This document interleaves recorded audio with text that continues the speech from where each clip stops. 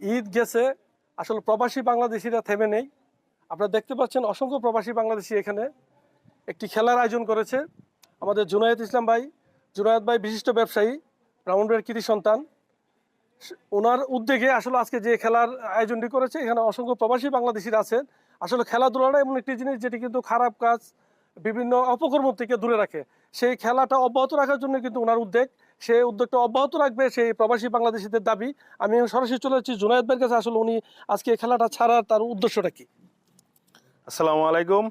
আমার এই খেলাটা ছাড়ার উদ্দেশ্য, আমরা মনে করেন 1 মাস আমরা রোজা রাখার পরে আমরা এই ব্যবসায়ীরা আমরা সময় দিতে পারি নাই। আমাদের ছোট ভাইয়েরা সব ভাই বন্ধুরা সবাই আমরা প্রবাসে মানে যার যার বাড়িতে অনেক টেনশন নিয়েছে বা অনেক ইয়ার নিয়েছে, আমরা এখানে অনেক চেষ্টা করে আমরা ঈদের মধ্যে পারছি না। তো এখন আমরা ঈদের 1-2 সপ্তাহ পরে এখন আমরা এই খেলাটা চালু করছি। ইনশাআল্লাহ আমরা প্রবাসী সবাই মিলে এই একটা উদ্যোগ নিচ্ছি। আমরা এই যে খেলাটা খেলি, মানে খেলা হইলো মনের একটা খোরাক।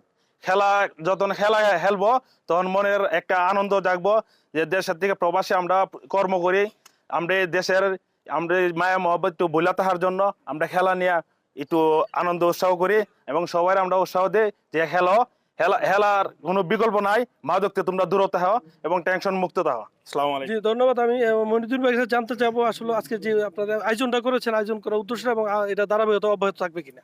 আসসালামু আলাইকুম। ধন্যবাদ আরটিভিকে, বিশেষ করে ধন্যবাদ হানিফ ভাই আপনাকে। কারণ আমরা যে অনুষ্ঠানগুলো করি আপনার আসলে ফোন দিলে আমরা কাছে পাই, যার জন্য আমাদের আজকে উদ্যোগ হলো আমাদের হাজি মোহাম্মদ জুনায়েদ ভাই। উনি আমাদের বড় ভাই, আসলে উনি ব্যবসা করে সবারই চায় না যাতে আমরা একটু হাসি খুশি থাকি, যার জন্য জুনায়েদ ভাই এমন একটা অনুষ্ঠান করছে। আমরাও জুনায়েদ ভাইয়ের কাছে ইনশাল্লাহ সবসময় আমরা দাবি রাখবো যাতে সবসময় খেলাটা অব্যাহত থাকে। আর খেলা একটা হলো মাদক মুক্ত। আমরা এত কষ্টে থাকি, তারপরে এমন একটা অনুষ্ঠানে কিন্তু আমাদের মনে একটা আনন্দ, যাতে আমাদের দেশে দেখলো যে কইতে পারে যে প্রবাসীরা যত কষ্টের মাঝেও একটু হাসি আনন্দতে থাকে। তো ধন্যবাদ আমার বড় ভাই জুনায়েদ ভাইকে। ধন্যবাদ। আমি ভাইয়ের কাছে জানতে চাবো আজকে খেলা নিয়ে অনুভূতিটা কেমন লাগছে আপনার কাছে? আসসালামু আলাইকুম হানিফ ভাই, ধন্যবাদ আপনাকে। আর বিশেষ করে ধন্যবাদ আমাদের শ্রদ্ধেয় বড় ভাই জুনায়েদ ভাই। উনি বিশেষ করে দেশেও খেলা ভক্ত একজন মানুষ। তো এখানে আমরা সবাই ভাইয়ের কাজ করে থাকি। তো ভাই চাচ্ছে যে ওনার সাথে যারা কাজ করে এবং ওনার যেই ভাই ব্রাদার আছে সবাই খেলাধুলা নিয়ে একটু ভালো থাকবে। আর আজকে ফুটবল খেলার পরে আমাদের বড় ভাই আমাদের জন্য 3টি খাসি এখানে আয়োজন করা হবে, আমরা খাওয়া দাওয়া করবো খেলা শেষে। তো ধন্যবাদ আমাদের বড় ভাই জুনায়েদ ভাইকে। জি ভাই, আপনার খেলাধুলা নিয়ে আপনার অনুভূতিটা, যাত্রী পরে আছেন, কেমন লাগছে আপনার কাছে এবং আপনাদের উদ্দেশ্যটা কি? জি আলহামদুলিল্লাহ, ধন্যবাদ আপনাকে। যে আমাদের বড় ভাই হাজি জুনাইদ ভাই, আপনারা সবাই জানেন উনি দেশে গেলেও 2-4টা টুর্নামেন্ট আমাদের যুবক ভাইদেরকে উপলক্ষে উপহার দিয়ে থাকে। তো পাশাপাশি চৌধুরীর মাটিতে উনি থামে নাই, উনি তো সবার মাধ্যমে একটি সুন্দর একটি আজকাল টুর্নামেন্ট উপহার দিচ্ছে। আপনারা দেখতেছেন আলহামদুলিল্লাহ, আমাদের কাছে অনেক অনেক ভালো লাগতেছে। সবাই ভাইয়ের জন্য দোয়া করবেন, ভবিষ্যতে যেন উনি এই টুর্নামেন্ট অব্যাহত রাখতে পারে আর আমরা যেন এভাবে আনন্দ উপভোগ করতে পারি।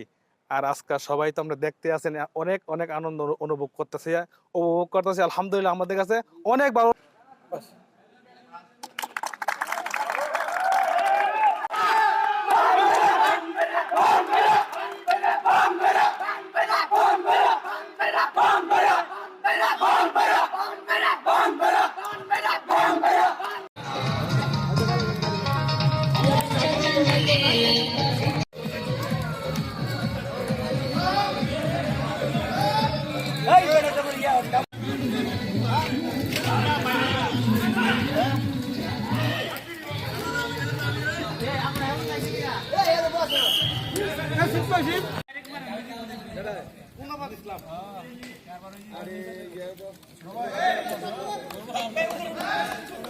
জি দর্শক, আসলে আমি যদি ঘুরে দেখাতে চাই, এখানে কিন্তু অসংখ্য প্রবাসী বাংলাদেশি ভাইয়েরা আছেন। আসলে জুনায়েদ ভাইয়ের মতো যেই যদি সবাই এগিয়ে আসে, আমার মনে হচ্ছে কি ভাষাতে আমি যা বুঝতে পারলাম, এখানে বেশিরভাগ লোক ব্রাহ্মণবাড়িয়ার, সব ডিস্ট্রিক্টেরই আছে, সব ডিস্ট্রিক্টের মধ্যে ব্রাহ্মণবাড়িয়ার লোকে মনে হচ্ছে বেশি।